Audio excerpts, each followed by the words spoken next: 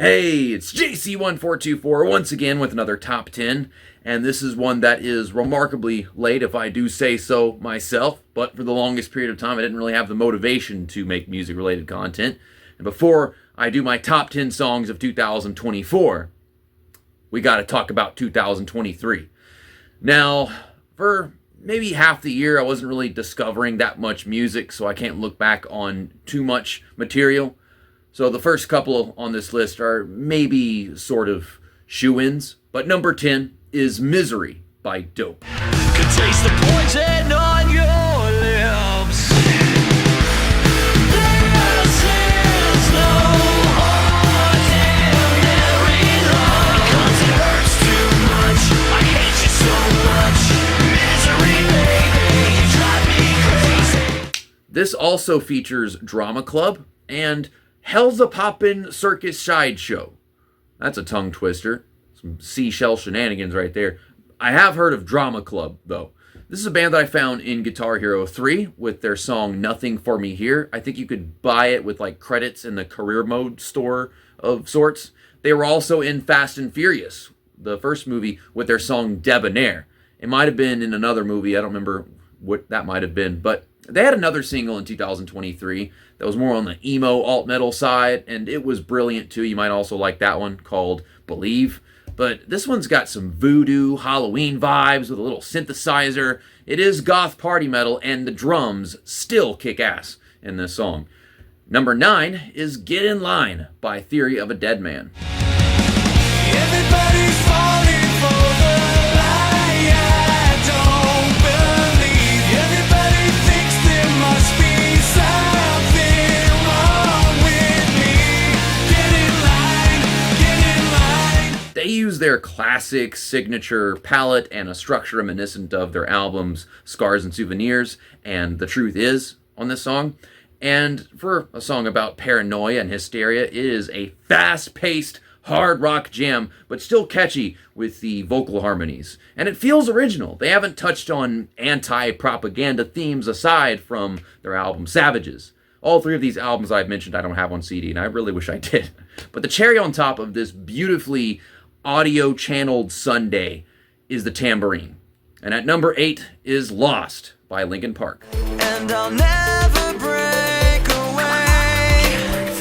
'Cause when I'm alone, I'm lost in these memories, living behind my own illusion. It was the first leftover from Meteora, released in 2003.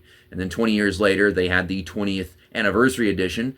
And what happened was they wound up picking Numb instead on the track list because of some really obvious similarities between these two songs. It is just as bass and chord heavy as the rest of the original album, but the electronics and the keyboard are more to the forefront on this song. Chester gets more deep in his trauma than ever before when performing a piece about it, and it is not as dark as many tracks on Meteora sound-wise, but it is more emotional and dramatic than a lot of the other ones. And at number 7 is Zagreus by Periphery. Pressure is always there. We know they want what's best.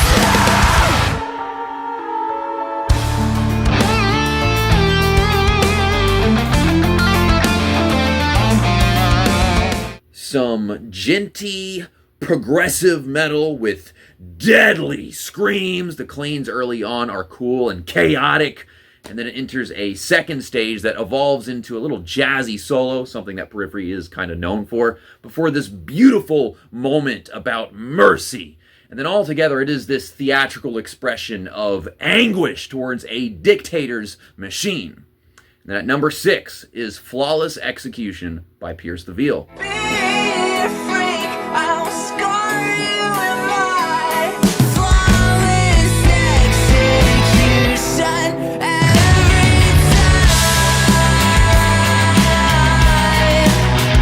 Oh, the satiating guitar tones, the euphoric melodies, and the wonderful drum fills are exactly why I'm talking about this song right now. It is unique how much ecstasy is portrayed in the lyrics and their performance of them. There's some brilliant reverb and tremolo effects in the mix that just lead up to the dainty little guitar solo, and it truly makes for the most beautiful and sexy rock song in recent history. If you've got anything for metal or rock music that has a little sex appeal, then I'd say give this one a shot.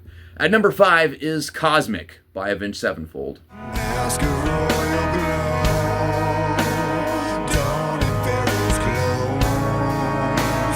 There you'll find me. Let it go.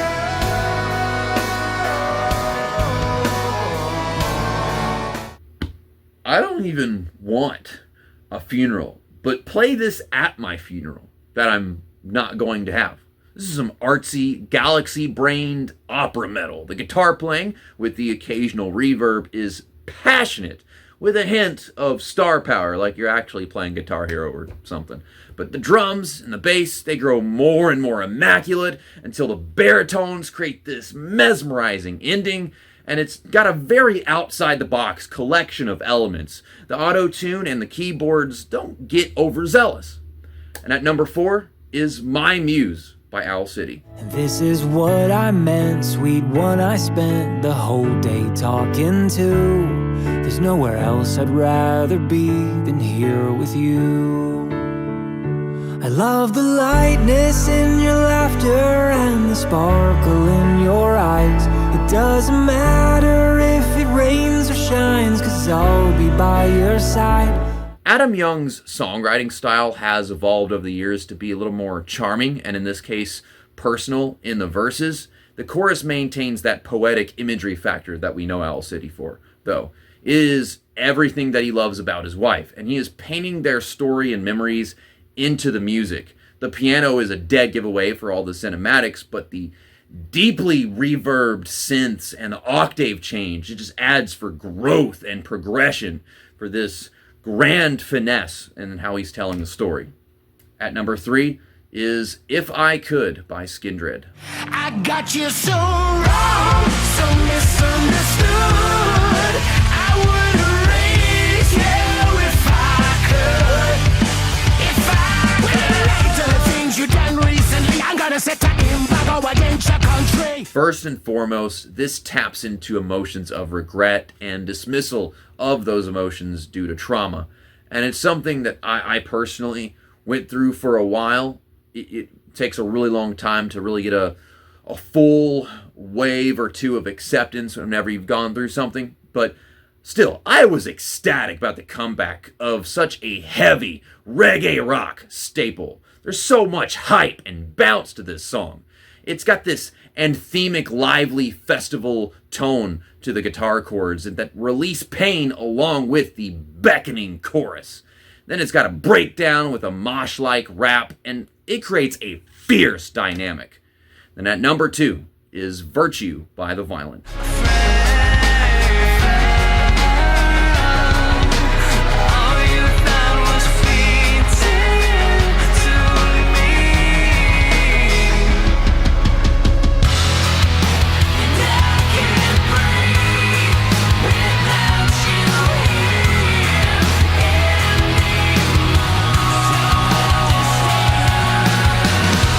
They were formerly known as Red Sun Rising. I've always had their poster from years ago up on my wall, but I do have the limited edition CD of the album that this song was on, and you can see it's got all its autographs. I thought they'd run out, and then they did a little Facebook post about it, but this one is touching and relatable for me, and it, or at least it was for a really long time, about grief leaving you breathless at sometimes and then panicking at others.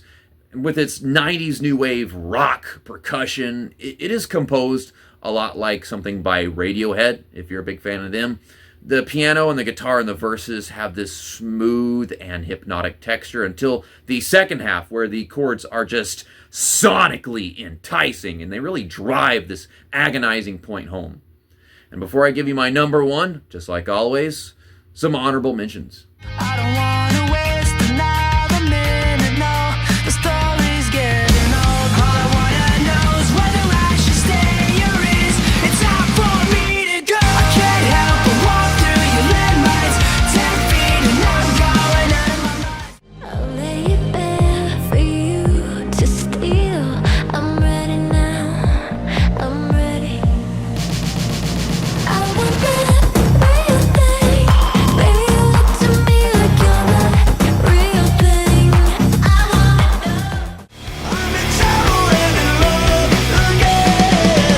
I don't wanna be a dead man walking. I don't wanna be a dead man walking.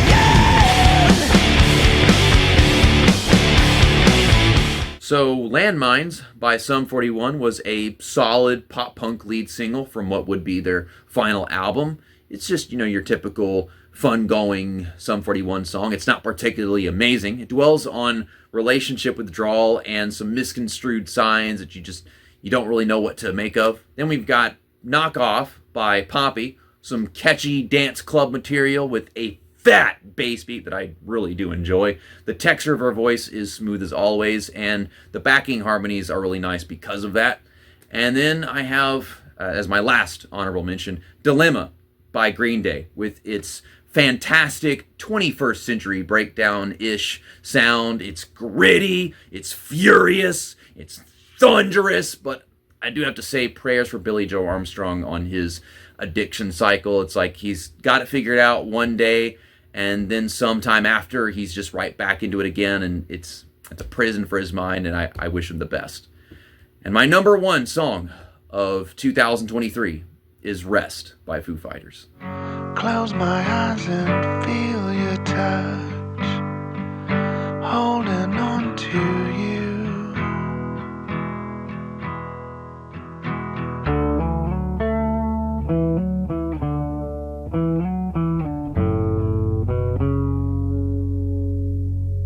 This song has made me cry many times. It came out while my grandpa was pretty much on his deathbed, and he did wind up passing away in early 2024.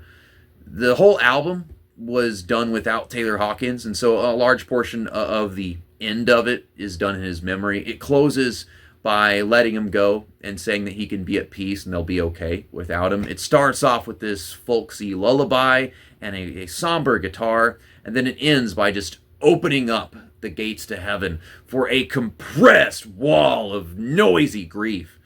And then the added lead guitar just emotionally sweeps over me almost every time. And I'm glad they had the opportunity to actually talk about this song again. I probably did in a monthly music in early 2023. But yeah, I still feel very strongly about this song. But man, the reason I stopped making this music-related content is because it's really exhausting. But I've got one more left in me, and we'll be putting that out soon. See you next time. That's that. And this is going to be kind of weird to say now, but 2023, over.